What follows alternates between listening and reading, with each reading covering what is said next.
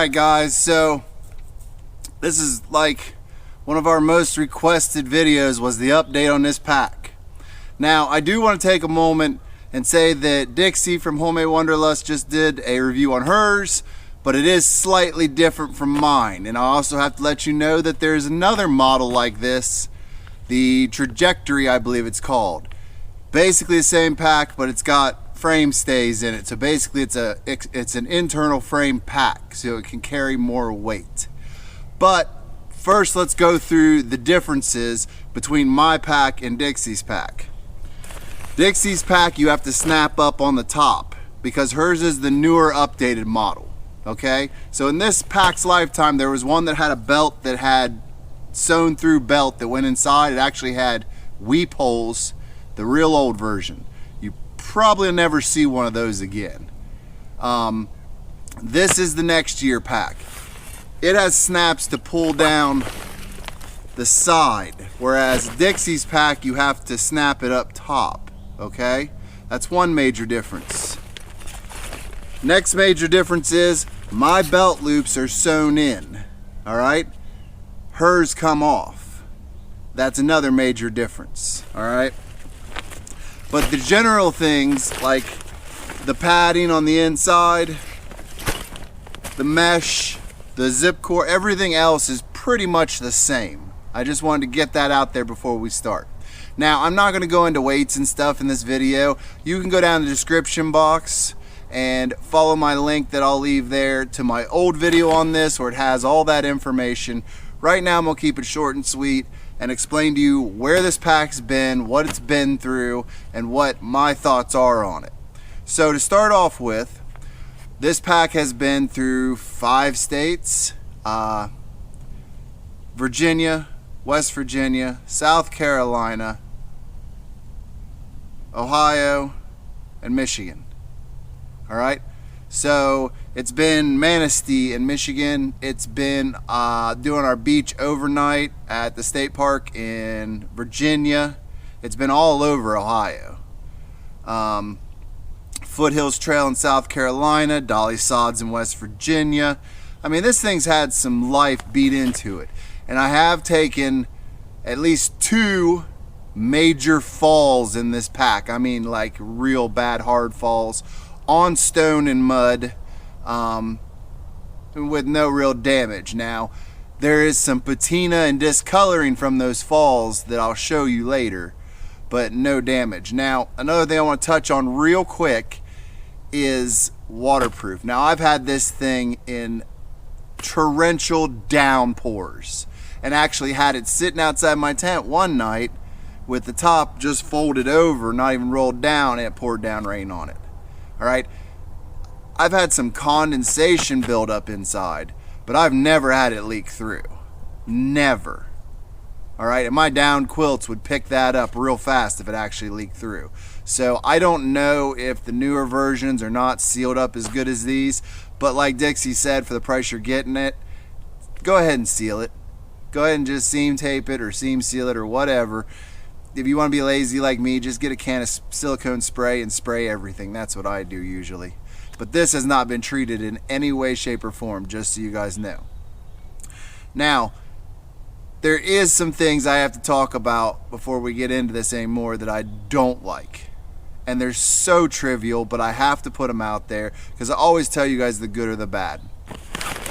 So one thing is when I put my pack on and I clip this, all right, sometimes these buckles, this one not as bad, but like the side ones here are starting to get bad. This is expanding as it gets colder. So when you go to put it in, sometimes it'll go perfectly straight in like that. Sometimes, well, I won't do it today. But basically, I'll probably show you better here. You take this and you see how it's expanded some over time.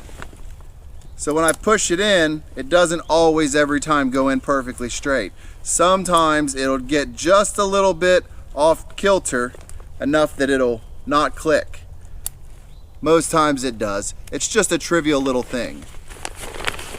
That said, my sewn in waist belt at times, and you can see right here it's got a little spot that's like indented. At times, this waist belt will pull up and the belt goes down. All right? It's very rare that it happens, but it does happen. So generally what I would say to that is you can either back here sew a line in if you wanted, or you just take your thumb and push that down every once in a while, which is what I do. Now, the last thing I want to hit before we actually get into me picking the camera up and going over the pack physically is what Dixie called the ribbon. All right, that's this right here. This material that she's calling ribbon and complaining about, hers is actually thinner than mine, but it's the same material. What this is made to do is not to absorb any body sweat, because if you think about it, whether you're a woman wearing a low-cut shirt or a guy wearing a tank top, this is going to get on your chest and get covered in sweat. This is made not to absorb anything. That's why it's so slick, because it's been silicone treated. All right? The other thing about it is it doesn't stay super tight, and you have to retighten it as you're hiking every few miles or so. There's a reason for that. This is actually designed to be a slip system. That's why when you put it on there, you just pull it and it slips. It's made to do that because if you walk over a blowdown or something and you have limbs, you know, from the top of the tree, or you're climbing through a blowdown, these are known to get caught. These top two. This one goes over the top of the pack. This one is your hanger for your pack. These are known to get caught on all packs. Really? There's a possum right here. Hey, why don't you go somewhere? Anyways, so these get caught. And when they get caught, you're hanging. So you want this to spread and let you out of your pack so you can get down. I mean, it's literally designed so that it's breakaway in case something were to happen. I don't understand what the complaint is about it. I know it sucks to have to go like this every 4 or 5 miles. That does suck. And that's only if you have, you know, the maximum weight in here. If you're running like 16 like I run, I've gone 8 miles before I've had to grab that and pull. I mean, I've had more with my load leveler slipping, you know, at 16 pounds in this thing than I have that chest. So I'm not really sure why she doesn't like it or doesn't understand the concept maybe. But if that was rigid and you got caught on something when you started to step down off that blowdown, you're hanging there and you're stuck. And if you're solo, you're screwed. So having it break away, really, man? Having it break away is not such a bad thing. Now, the possum just keeps walking around here, so if he comes in the shot, don't freak out. He's not gonna hurt anything. Let's get you off that tripod and get you down here so you can look at this closer before he decides to come over and hang out with us. Okay, let's get in the nitty-gritty of this here. So the first thing I'm going to show you is I told you about my falls causing some coloration and a patina. You can see it there. That's that really red clay from down by the river. And that was from out at Zaleski when I fell. So, but I wanted to show you that everything is still good. There's no fraying. The pads are still in really great shape.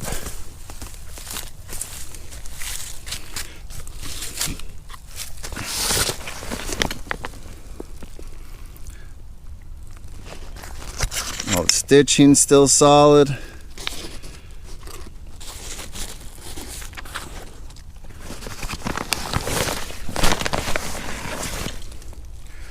Now, when you look at this, you can see that none of my netting has stretched out either. It's still holding its basic form. Same with my paracord, which I have completely loosened, by the way. The bottom, no holes, no punctures.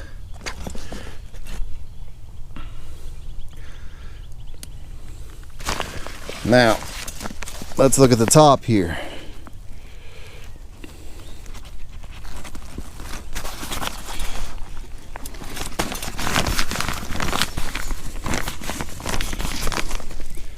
Okay, there's our hardtack line. Then we go around this side. You can see everything's still perfectly stitched. No fraying.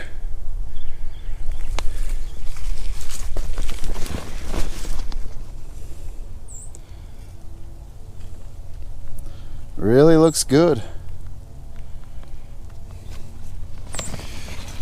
Now, the water bottle holders are in excellent condition, and I have stuffed them full of crap every time I go out. Let's take a look here. Fanny packs, no issues, no loose strings. So everything's still solid. Now I will say that after using it, it is a very thin pack. So you have to pack your pack smart. But I have never found anything I couldn't get in there comfortably. And that padding there has always made it so I didn't need to put the pad inside like everyone else likes to do. You can see I've just got my quilt and its hanging bag sitting in there. Okay, I don't know if you guys can see that. That's some black, probably from the bed of my truck, like grease or something, because I tend to throw this thing around. I'm not real nice to it at all. I throw my gear around the back of trucks after long hikes and stuff.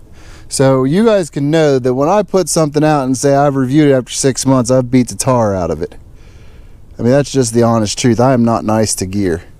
I don't intentionally try and break it because I don't want failures. But I am just hard on gear naturally.